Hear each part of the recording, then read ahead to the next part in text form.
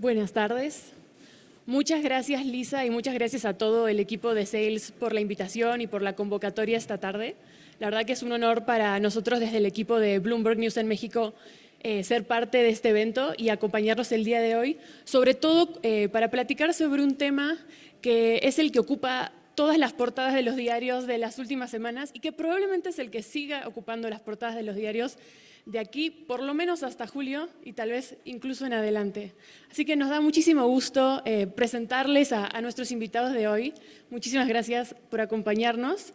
Están con nosotros Jonah Hemingway, asesor especial senior del Business Council of Canada, Kenneth Smith Ramos, partner en Agon y ex jefe de negociación técnica de México para la modernización del Telecán, y Pedro Casas Alatriste, vicepresidente e CEO de AmCham México. Muchísimas gracias a los tres por estar con nosotros esta tarde. Pues, ¿qué mejor semana para platicar que luego de la visita del representante de US Trade, Jamieson Greer, y su equipo? Sabemos que su equipo sigue en México en reuniones con miembros del gobierno, del sector privado. Y por eso quería empezar contigo, Pedro, porque sé que tú has estado en muchas de estas reuniones esta semana junto a representantes del sector privado. Vienes también la semana pasada de estar en Washington, D.C., y creo que va a ser muy valioso escuchar tu perspectiva de qué has escuchado en estas reuniones y cómo has visto el tono, cómo evolucionan estas charlas.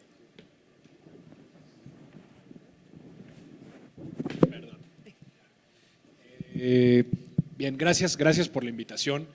A ver, ha sido un par de semanas interesantes. Si me hubieras hecho esta pregunta el lunes a las 10 de la mañana, antes de habernos reunido con Greer y después de haber estado con su equipo en Washington el jueves de la semana anterior, te hubiera dado una respuesta distinta a la que te voy a dar ahorita y elaboro. La reunión con el embajador Greer yo la percibí muy positiva, pero tal vez depende un poquito de qué tanto ya he sufrido previo a eso para llegar a esa reunión y escuchar lo que uno escucha y sentirlo como positivo. El punto de partida es si nos vamos todos a quejar y llorar porque estamos en un mundo en donde el debate es si vamos a regresar al free trade con Estados Unidos o si estamos ya en una nueva realidad de managed trade, o como ellos lo llaman, el fair trade. Yo ya estoy en el mundo yo ya hice las paces con que free trade is potentially over for the near future, ¿no? Y tal vez Ken piense distinto a mí, no lo sé, pero yo ya hice las paces con esa realidad. Entonces, llegar a una reunión en la que te digan, oye, va a haber aranceles, pues para mí ya no es noticia y ya no me tiro al piso con que no vamos a regresar a un mundo de cero arancel. Entonces, entendiendo que esa es la realidad, el embajador Greer nos dice, oigan, y estoy casi quoteando lo que nos dijo hace 48 horas, yo estoy de acuerdo en que es importante tener una economía mexicana fuerte, sólida y que pueda seguir creciendo, en el entendido que una economía como la de México así reduce los incentivos a la migración, genera menos propensidad a la inseguridad y al mismo tiempo, siendo que somos los mayores consumidores de Estados Unidos, pues tú quieres que al que te esté comprando cosas tenga más lana, ¿no? Entonces, en ese entendido dice, yo quiero que a México le vaya bien. Primera buena noticia. Y segunda y más potente, a mi juicio, es que nos dice, también estoy convencido de que queremos darle un trato preferencial a México. Entonces, si tú ya sabes que el piso es aranceles en cierto nivel para el mundo, y en ese entendido te dicen, pero a ti te voy a tratar mejor que al resto, a mí me parece honestamente que son una combinación de muy buenas noticias para México. Yo noté al embajador Greer muy como propositivo, abierto a escuchar nuestras propuestas. Lo que nosotros le pusimos sobre la mesa nos dijo, I agree with everything, cosa que para los que han sentado a la mesa con él es raro que lo diga. No sé si ya estaba muy cansado o no, porque lo dijo así empezó la reunión, estoy un poco cansado. Entonces, ese es un poco el colorcito que yo les puedo dar de esa reunión que tuvimos con él y mi sentir personal.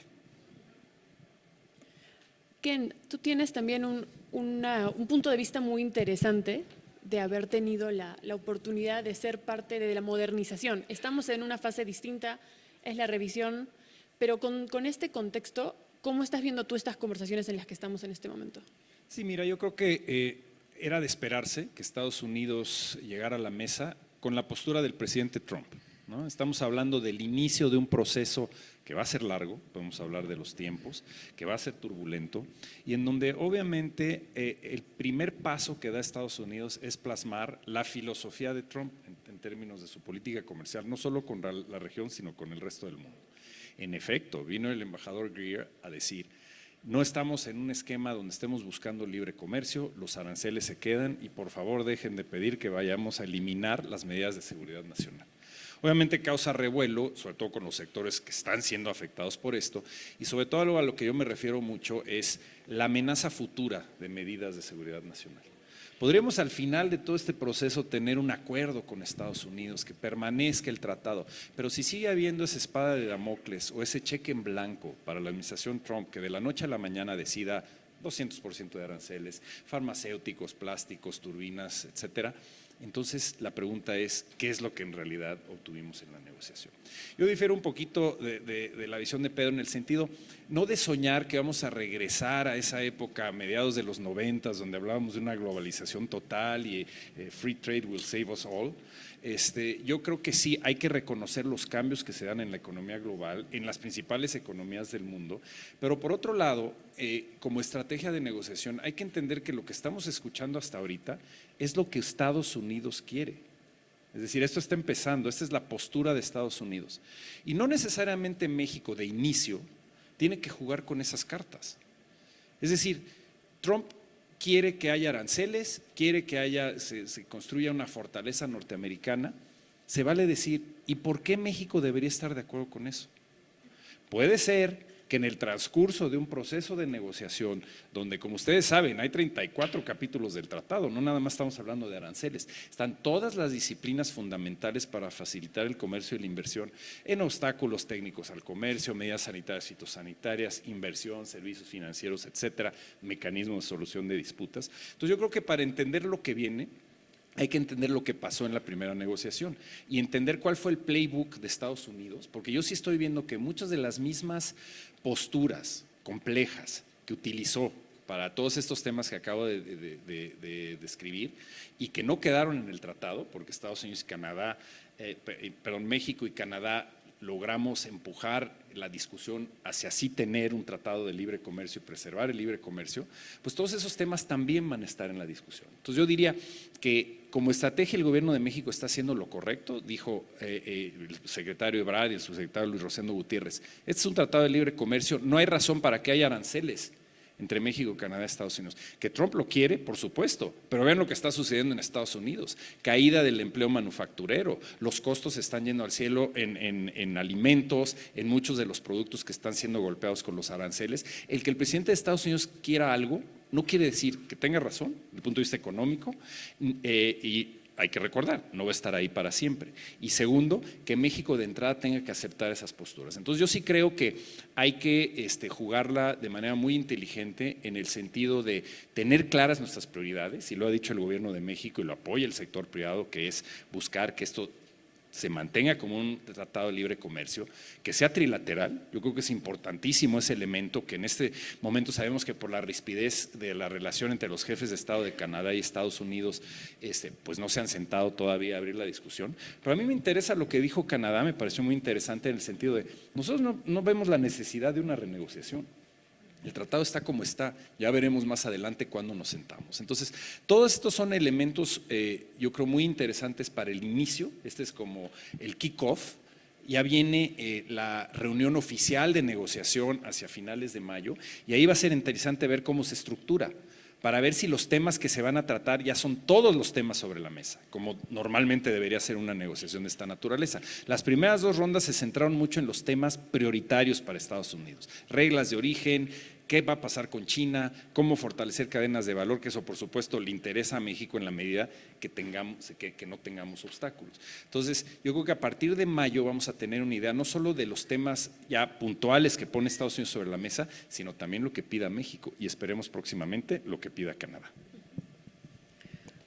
Shona, justo hablando del tema de Canadá, ha estado muy interesante en estos días, porque además el primer ministro Mark Carney ha sido muy vocal y ha plasmado su posición, incluso ha hablado de que en cierta forma la relación con Estados Unidos es una debilidad, puede ser una debilidad para Canadá. Hoy en día, desde tu posición en el Business Council of Canada, en contacto con tantas empresas, ¿cuál fue la reacción a esta visión que está trayendo el gobierno de Canadá en este momento?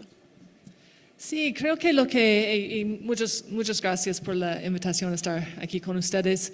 Lo que hemos visto, yo creo, de parte del primer ministro es quiere empezar a negociar, está agarrando palancas para poner en su bolsillo, para guardar para la verdadera negociación. Entonces, es lo que la comunidad de negocios estamos esperando.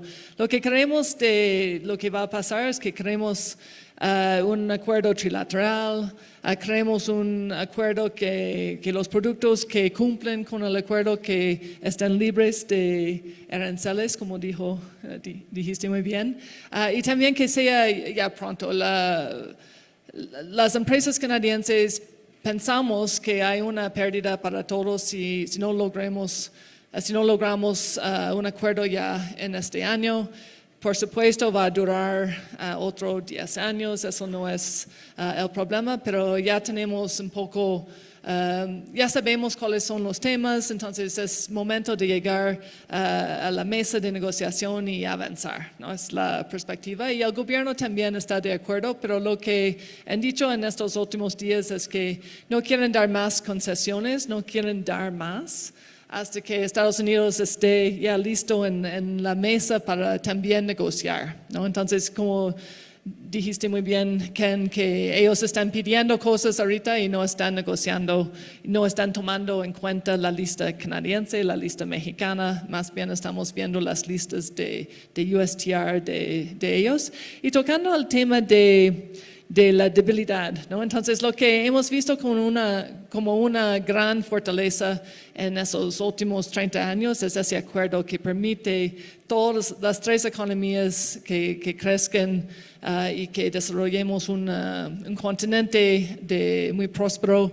Y lo que vemos como ya que sea ese acuerdo tal vez una debilidad para Canadá es porque vemos que Estados Unidos está utilizando el acuerdo para dar amenazas, ¿no? A nuestra economía, a los empleos de los canadienses y al futuro de la competitividad, del futuro de nuestra región. Entonces, eso es lo que aquí refirió el primer ministro creo que el lunes o martes sobre ese tema, pero lo que realmente queremos son esos, los llamamos los 3T, que es trilateral, tariff exempt, ¿no? Exempción de aranceles, y timely, que sea en este año. Eso es el objetivo del sector privado canadiense.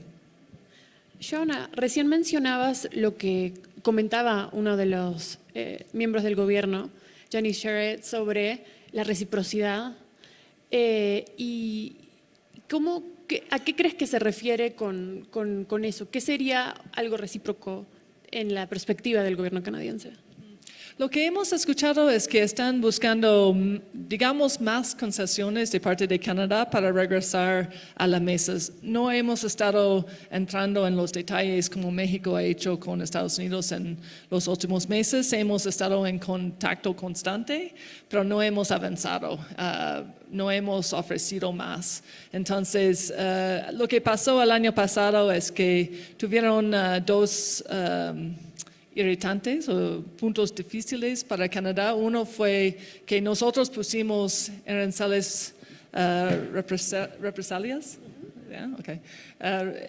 contra Estados Unidos en respuesta a lo que anunciaron el año pasado, y finalmente decidimos quitar esos aranceles porque pues no cumplieron con el acuerdo del TMAC, y eso mal indicación de nuestro compromiso con el acuerdo. Entonces quitamos unilateralmente eso. El otro fue que teníamos en cuenta un impuesto sobre servicios digitales que también estamos a punto de implementar ese cambio y decidimos que tampoco está muy de acuerdo con el acuerdo, entonces no cumple con el acuerdo y quitamos eso también. Entonces sentimos un poco de nuestro lado que ya hemos dado unas cosas para dar como las indicaciones de nuestro compromiso, pero lo que ha sido muy polémico con Canadá es que las provincias quitaron el licor y el vino estadounidense de nuestras tiendas y eso es una gran venta normalmente de parte de Estados Unidos y los gobernadores de esos estados están bastante molestos por eso. Entonces creo que es lo que están buscando para que regresemos a la mesa, pero yo creo que va a ser parte de la negociación. Golpearon donde les dolió. Pedro, quiero retomar algo que nos contabas hace un rato y sobre todo me llamó mucho la atención la frase que decías de que hubo ciertas cosas que el embajador Greer decía, I agree with everything. ¿Cuáles serían esas cosas donde sí se está viendo que están de acuerdo de los dos lados? A ver, empiezo curiosamente por decir que lo que Ken dice que estamos en desacuerdo, yo creo que también estamos de acuerdo. O sea, yo creo que no estamos en desacuerdo, pero tal vez hay como unas premisas que diferimos un poquito. Yo no creo que la negociación esté empezando, yo creo que va como más bien al 80%. O sea, el gobierno de México lleva negociando un buen rato con, o sea, esta administración, con la administración Trump. Creo que se ha respetado el acuerdo, no se ha respetado el acuerdo, pero sí tenemos extensión a todo lo que sea compliant con el USMCA y hemos visto ese pivoteo tan grande que hubo al principio de año, en donde a principio de año teníamos como el 50% de lo que exportábamos a Estados Unidos que usaba el USMCA para llegar, el resto al entender que el arancel por la Organización Mundial de Comercio Most Favored Nation era de 2.5, las empresas como que se lo comían y no importaba, y ahora sí, en cuanto le pones que el costo de oportunidad es 25 en vez de 2.5, pivoteas hacia este lado, ¿no? Entonces como que sí ha habido un manejo de incentivos. Todo esto sobre AIPA, se va a IPA y entonces ya entran otros diferentes incentivos. Pero, en fin, no creo que estemos al inicio de la negociación y tampoco creo que sea necesario meter todos los temas a la negociación. Creo que esas son como las únicas dos cosas que diferiría y el resto estoy de acuerdo con lo que dices. ¿Cuál era tu pregunta? Sobre en las pláticas de estos días. Sí, ¿en qué están de acuerdo? Sí. Ya. Ok, y aquí va la segunda parte de mi argumento.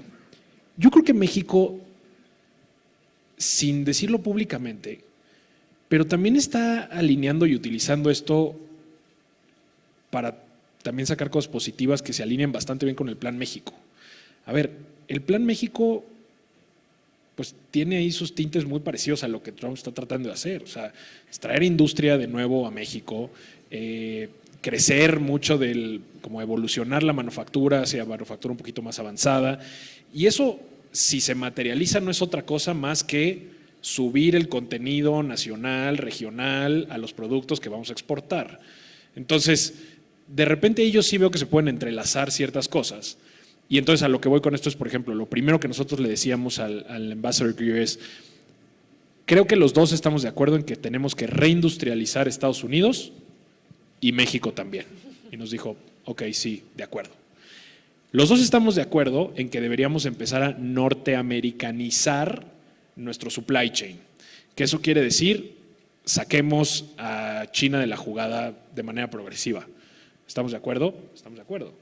Estamos de acuerdo en que necesitamos una economía más potente en México también para hacerle frente a esto. Estamos de acuerdo.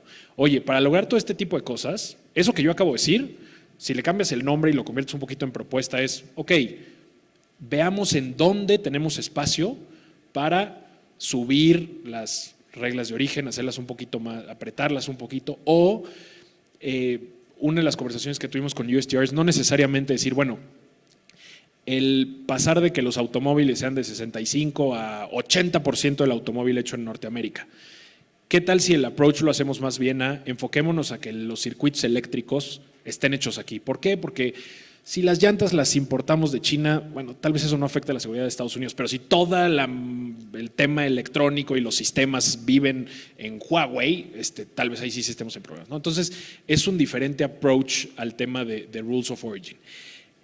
Parte de las propuestas es, oye, mejoremos el investment screening de las inversiones que están entrando de China. Pues es un poco lo mismo que estamos diciendo con diferentes maneras que para Estados Unidos resuenan y hacen sentido y que para México, insisto, pueden ser una enorme oportunidad para apalancarse y potenciar el Plan México, incluir a las MIPYMES, a las cadenas de valor y conectarse todavía más con Estados Unidos. En el entendido que es o eso o entras en una discusión de diversificación a otros mercados, que es un poco lo que está haciendo Canadá, que honestamente, súper pragmático, no le veo viabilidad a esa opción. Nunca vas a poder sustituir al mercado americano con ningún otro mercado, punto, al menos de que te quieras mudar a China, o sea, simplemente no va a pasar. Y creo que tenemos que trabajar con la manera en la que podamos mejorar la integración con Estados Unidos, porque es lo mejor que le puede pasar a México, para bien o para mal, punto. Entonces, hubo muchas áreas donde sí están en la misma sintonía, digamos, ambos países. ¿Cuál dirías que fue alguno de esos temas donde sí hubo más tensión o más choque? A ver, yo veo el único choque es ponerte de acuerdo cuál va a ser el número del arancel, en dónde, cuánto, y aquí es donde el diablo está en los detalles. Y entonces ya la discusión del headline de la noticia, cuando le das un doble clic, empieza a dejar de ser tan dramático, porque entonces dices, ok, vamos a poner, estoy diciendo esto no lo dijo, es nada más un así ejemplo que sale de mi cabeza en este momento. Vamos a ponerle aranceles a los coches o a las autopartes. Pero primero estemos todos de acuerdo que todo lo que sea compliant con USMCA, eso no tiene arancel. Ok, el universo ya se redujo como al 15% del producto. Si a ese producto entonces del 15% lo comparas con, no sé, los vehículos que vienen de Europa tienen el 10%, oye, pones menos arancel que eso. ¿Cuánto? 5%. Ok. Y entonces ya estás hablando del 5% sobre el 15% del total del producto. Y siendo muy realista, sí, si eres puritano, dices, qué terrible, pero yo veo eso como un posible camino hacia adelante en el que creo que la industria podría estar a favor. Keren, hace un rato hablábamos del timeline, ¿no? De cómo se ve el timeline ahora en mayo, fin de mayo, parece que es una reunión más oficial. Creo que hay algo de confusión tal vez entre algunas personas sobre qué sucede el 1 de julio. ¿No? O sea, tenemos esta fecha, pero entiendo que hay varios escenarios que pueden suceder. Platícanos un poco más de cómo se puede preparar nuestra audiencia justamente para esa fecha. Sí, por supuesto, es muy importante entender, digamos, las reglas del juego. Regresaría hablando del timeline a lo que comentó Pedro en el sentido de que llevamos un año negociando. En efecto, llevamos un año negociando el intento de México de eliminar los aranceles que impuso Estados Unidos. ¿Okay? No era formalmente parte de la revisión del tratado, pero todos sabemos que se discutieron temas que se van a discutir en el tratado, como es la relación con China. Esta posición que tiene Estados Unidos de buscar a toda costa contener las exportaciones chinas en Norteamérica y también controlar inversiones chinas en sectores que considera Estados Unidos como estratégicos. Se negoció todo un año, se avanzó en la cooperación en seguridad, se avanzó en cooperación en migración. Estados Unidos, Departamento de Estado, la Casa Blanca, reconoció los grandes esfuerzos de cooperación de México.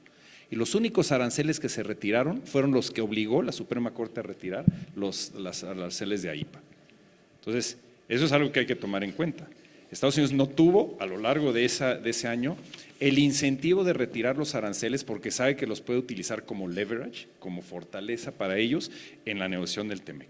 Entonces, ¿qué es lo que sucede en este momento? Tenemos una situación donde coincido que no todos los temas van a estar sobre la mesa, pero, y además México no va a ser quien solicite renegociar, ni yo creo que Canadá tiene esa visión, pero hay que estar preparados para lo que Estados Unidos va a querer modificar. Estamos enfocándonos mucho en el sector industrial, reglas de origen, China, etcétera, pero hay muchos otros temas. Hay energía, cómo se va a jugar esa carta, donde Estados Unidos está también presionando. México tiene que asegurar que se proteja el comercio agrícola, una de las mayores historias de éxito del tratado. Y en las declaraciones puntuales del embajador Greer dice que hay que meter medidas de estacionalidad que faciliten la imposición de medidas antidumping y subsidios contra México, que hay etiquetado obligatorio de origen. Es decir, te vas a los detalles y no es tanto que México vaya a pedir que todos los temas estén sobre la mesa, pero tenemos que contener mucho de este afán proteccionista que se está viendo y que por ahí va a llegar a Estados Unidos. ¿Qué significa para el timing de la negociación? Yo creo que un escenario ideal, y primero voy a mencionar lo que es la regla. En el tratado se establece que para el 1 de julio, después de 6 años de vigor del acuerdo, se reúnen los 3 ministros a cargo del comercio en los 3 países, analizan cómo está funcionando el tratado y en su caso presentan recomendaciones. Si los países se ponen de acuerdo sobre esas recomendaciones, el acuerdo se relanza por otros 16 años a partir del año en que se llevó a cabo la revisión. ¿Okay? Porque de entrada, cuando entró en vigor el 1 de julio de 2020, digamos, la vida de anaquel del TEMEC está hasta el 1 de julio de 2036. Esa es la única fecha fatal que tenemos, a menos de que alguno de los participantes quisiera salirse unilateralmente. Siempre tienen ese derecho de hacerlo. Pero algo positivo en toda esta discusión es que Estados Unidos no está hablando de eso. Yo creo que eso es algo importante.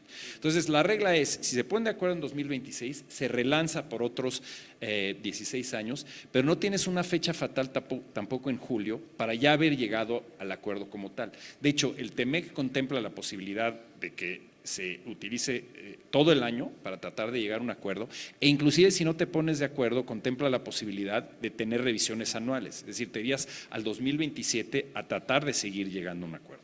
¿Cuál es el escenario ideal para la certidumbre de todos los actores económicos en Norteamérica que pudieran llegar al 1 de julio y decir estamos de acuerdo en extender 16 años el tratado? Pero sabemos que por toda esta complejidad de temas, el hecho de que tenemos un cuarto participante en la negociación que no está en el cuarto, que es China, es muy probable que se extienda el proceso de discusión. Yo creo que, sin embargo, sería muy positivo que los países pudieran llegar al 1 de julio e independientemente de que no te hayas puesto de acuerdo en los detalles y que haya mucho trabajo técnico por hacer, por lo menos enviar una señal de que los 3 países quieren continuar con el tratado. ¿Okay? Y en ese sentido anunciar, vamos a trabajar para la extensión del tratado y estos son los temas que estamos abordando y que queremos resolver próximamente. Yo creo que sería una señal muy positiva de seguridad a los mercados, de certidumbre para inversionistas y exportadores y claro, va a haber mucho trabajo técnico después que resolver, pero esa es la regla. En ese sentido, por supuesto, el escenario ideal es ya el 1 de julio poder hacer un anuncio y tener esto ya afianzado. Yo creo que la realidad es que esto se va a extender hasta finales de este año y posiblemente para una resolución al 2027, pero sí sería importante, sobre todo que Estados Unidos dé la señal en julio, de decir, estamos trabajando bien con México, ojalá ya para entonces Canadá esté en esa discusión y México y Canadá insistan que esto debe mantenerse como un tratado trilateral y eso yo creo que sería lo más positivo en términos del mensaje y del timing para la negociación. ¿Puedo decir una cosita rápido? Me voy a poner una cachucha así como de moderador rapidísimo. A ver, porque esta es una duda genuina y creo que a todos nos va a servir. La negociación de los aranceles en sí mismos es, pero no es al mismo tiempo una negociación del TEMEC. ¿Por qué? Porque, o sea, la sección 232 y la 301 y demás en sí son una política comercial en teoría ajena al acuerdo. De hecho, son violaciones al acuerdo. Exactamente. Entonces, como que de repente puedes estar diciendo, oye, a ver, como que estamos de acuerdo con el acuerdo y eso lo podemos palomear otros 16 años y dices, ok, sí. Y de repente dices, ay, güey, pero esta discusión de la 232 y la 301 y demás es una discusión aparte. Lo es, pero no lo es porque se afecta. Entonces, creo que ni es pregunta, solo es como una reflexión así medio. Sí, yo de pronto lo que te diría es que por supuesto está relacionado, pero no vas a tener una discusión que implique modificaciones, por ejemplo, al capítulo de acceso al mercado donde tienes arancel cero en todos los productos, porque en efecto, las 232, los aranceles que se están imponiendo violan el tratado. ¿Okay? Entonces aquí, sin embargo, sí es parte de la discusión, porque para que México tome una serie de decisiones de aceptar aranceles, por ejemplo, tienes que tener todo lo demás, pensaría yo, ya amarrado, lo que mencionaba yo de garantizar el comercio agrícola, que no vayan a echar para atrás los mecanismos de solución de disputas, que si le vamos a cerrar la puerta a China y cerrar, y eso son cifras reales, cerrarnos a la posibilidad de que en México lleguen decenas o cientos de miles de millones de dólares en inversión futura de China en alta tecnología, eso tiene un costo, sin lugar a dudas. Entonces la decisión es, ¿a cambio de qué? O sea, yo necesito garantías para hacer todo esto. Le apuesto a mi futuro económico, a la relación con Estados Unidos y con Canadá. Cierro puertas, de alguna manera. No me gusta el término fortaleza porque me recuerda a todas esas ideas proteccionistas de los 70s, fortaleza norteamericana, pero más bien un paraguas norteamericano donde nos enfocamos en fortalecer la integración entre nosotros. El quid pro quo en la negociación va a ser, estamos dispuestos a hacer muchas de estas cosas para, por supuesto, como debe de ser, contener prácticas desleales de China, enfocarnos en cómo trabajar los tres países para generar capacidades de atraer y retener inversión en semiconductores, baterías de litio, minerales críticos y dejar atrás esa dependencia de China, pero ahí para hacer todo eso lo que tenemos que obtener de Estados Unidos es una garantía de que sí vamos a tener una mayor integración en nuestra región. Por eso sí está directamente relacionado lo que México vaya a conceder en materia de aranceles al final del día, coincido contigo, debe ser, si es que se da, obviamente lo ideal es que no haya aranceles, pero si se dieran, tienen que ser mucho menores que los que enfrenta el resto del mundo cuando exporta a Estados Unidos y tenemos que tener una garantía que al día siguiente de firmar el tratado no se invente más aranceles el presidente Trump. Muy buenos puntos y creo que era una de las preguntas que teníamos en mente, así que muchas gracias. Shona, yo sobre el tema del clima de inversión, todas estas coyunturas, por supuesto que generan mucha incertidumbre para las empresas, sea que estén decidiendo invertir en México, en Estados Unidos o en el mismo Canadá.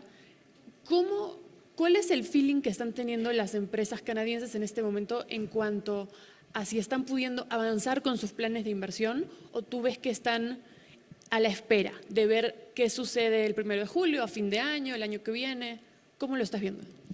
Sí, todos están realmente a la espera, ¿no? Entonces, lo que estamos viendo en los tres países hasta un cierto punto es una falta de inversión o una reducción de la inversión posible, que no están invirtiendo su capital, entonces las empresas no están empezando a invertir en nuevas máquinas y hacer todos esos gastos porque hay tanta incertidumbre. Y lo que dijo Ken es cierto, es que no necesitamos lograr renovar por 16 años en julio, lo que necesitamos es una señal importante y hemos viajado mucho por el mundo, pero en Japón, Corea, en Asia, Indonesia, Argentina, hemos escuchado lo mismo, es que ustedes necesitan darnos la impresión que están trabajando juntos, ¿no? Y que hay un futuro para el mercado norteamericano, ¿no? Entonces, no están esperando que se firme la renovación, pero tenemos que tener una agenda bien articulada, yo creo que con los detalles de lo que vamos a estar negociando y no tenemos que esperar hasta 2027, ¿no? Podríamos llegar a un acuerdo en noviembre, diciembre, febrero, entonces, pero sí necesitamos ver que la negociación está tomando en serio, que no están inventando nuevos problemas, pero sí podría ser una gran oportunidad y sí está afectando a nuestra economía, es obvio. Pero si Estados Unidos cree que todas las fábricas van a moverse a Estados Unidos, están equivocados. Porque no tienen suficiente gente para trabajar en esas fábricas, hay otras complicaciones, entonces también necesitan a México, necesitan a Canadá para tener éxito igual. Yo creo que lo saben, ¿no? De hecho lo saben y por eso tengo la confianza que sí vamos a tener una renovación, vamos a seguir con el acuerdo y lo que tenemos que hacer, respondiendo a tu pregunta, es que dar una buena señal para más confianza en nuestro mercado, nuestra competitividad, nuestro futuro. Antes de cerrar, me gustaría preguntarle a los tres la misma pregunta, que es, ¿cuál es su escenario base para el TEMEC? ¿No? O sea, hemos hablado todo esto, sabemos que dentro de este tema de señales, también vemos a los tres gobiernos con el desafío de hablarle a sus votantes, pero de también tener estas conversaciones serias en la mesa de negociación con el sector empresarial, con otros gobernantes y policy makers. Y entonces sería, ¿cuál es su escenario base de cómo sigue la relación comercial trilateral? Y si hubiera una señal o un nugget del que ustedes van a estar vigilando y que deberíamos todos tener en mente de aquí a los siguientes 12 meses, digamos. Ken, por ahí. Sí, muchísimas gracias. Yo te diría que el escenario base, lo que creo que va a suceder es que a pesar de una negociación turbulenta, difícil, vamos a tener TEMEC. Ya veremos si se rompe ese paradigma de 3 décadas de libre comercio absoluto. Y como repetiría yo lo que dije antes en el sentido de si tienes pistas de aterrizaje, es decir, todos los demás elementos en pie y puedes tener una ventaja comparativa real con respecto a otros países y regiones del mundo, sí es posible tener ese aterrizaje. Entonces yo sí creo, la buena noticia, vamos a tener TEMEC, habrá que ver qué aspectos cambian. Yo diría también en ese sentido que va a ser muy importante en términos de alguna manera los hitos, los momentos claves de aquí en el próximo año. Uno, la señal del 1 de julio. En paralelo, ¿qué approach va a tomar en lo bilateral Estados Unidos con China? Porque lo que ellos empiecen a acordar, se habla ya próximamente de una reunión a nivel de jefes de Estado, los acuerdos a los que empiecen a llegar en materia arancelaria, en materia de acuerdos en minerales críticos, etcétera, colorea y enriquece y en ese sentido influye en lo que los 3 países norteamericanos vayan a hacer con China. Porque no podemos tener un approach donde Estados Unidos le diga a México, tú ciérrate a China, pero yo sí voy a asegurar que ciertos sectores voy a seguirme nutriendo de insumos que necesito de China. Entonces tiene que ser un acuerdo balanceado, al final de cuentas. Creo que están los elementos ahí para lograrlo, pero yo creo que esos 2 temas va a ser fundamental. Cómo evoluciona la relación de Estados Unidos con China y con los otros países con los que están negociando acuerdos bilaterales para ver cómo quedamos en Norteamérica, y ese anuncio que yo creo que sería muy provechoso el 1 de julio, que los 3 países pudieran decir sí queremos TEMEC para otros 16 años y estamos trabajando en estos temas. Joana, ¿qué opinas tú? Sí, mucho de lo mismo, pero también ver qué sale de la cumbre entre China y Trump y Xi, mediados del próximo mes. Va a ser importante porque estamos viendo justamente para ver ese tema de cómo vamos a reunirnos o unir esfuerzos para el continente y competir con China y con otros países del mundo. También cómo si se resuelve el tema de Irán, ¿no? Va a ser importante porque la geopolítica está cambiando rapidísimo y creo que sí se sorprendió la administración Trump de cómo pasó ese asunto, y eso es importante para Canadá porque mucho de lo que exportamos a Estados Unidos es energía, petróleo, gas natural, pero también potash, que creo que importan algo como 90% de lo que necesitan a un alto nivel y 79% eso desde Canadá. Entonces le preguntaron hoy, creo, al embajador Greer si eso va a ser una palanca o un punto de conflicto en las discusiones, y estoy pensando, pues él dice no, nunca hemos tenido problema con potasa, pero pues hasta ahora, ¿no? Entonces eso es otra palanca para Canadá. La diferencia también entre México y Canadá, porque hemos tenido posturas muy distintas, es que hay mucha manufacturera en México muy importante y está muy integrada, y nosotros tenemos muchos recursos naturales que sí tenemos problemas de infraestructura, falta de acceso a otros mercados, pero sí la gente los otros países quieren comprar nuestros recursos, y eso nos da un poco de espacio, pero a pesar de las diferencias estamos todavía unidos en la misma conversación, y creo que mi expectativa es que sí vamos a ver una reunión media positiva, ¿no? Ojalá muy positiva, con una buena señal en julio, con una agenda bien explicada, bien que se va a trabajar en los meses que vienen, y en algún momento que los 2 presidentes y el primer ministro quieren reunirse, ya ojalá tengamos la firma para renovar, ¿no? Nuestro acuerdo. Y último punto es que me gustaría ver que pongamos atrás todos esos temas de irritantes desde hace siempre, ¿no? La madera canadiense que desde los 60 hemos tenido esa misma discusión, me imagino, de jitomates y todo eso del lado de México.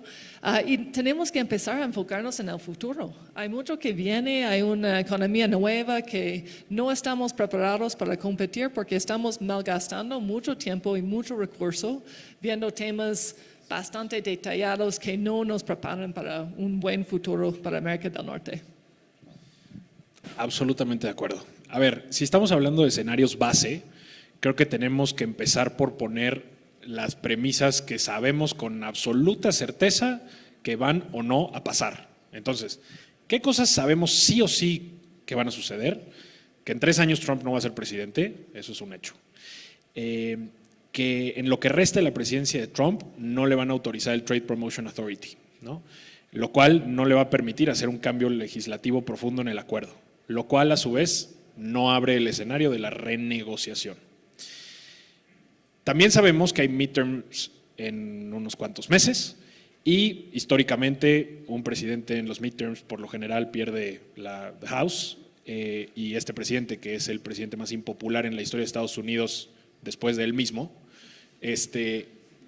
la probabilidad de que pierda la Cámara de Representantes es altísima, casi cercana al 100%.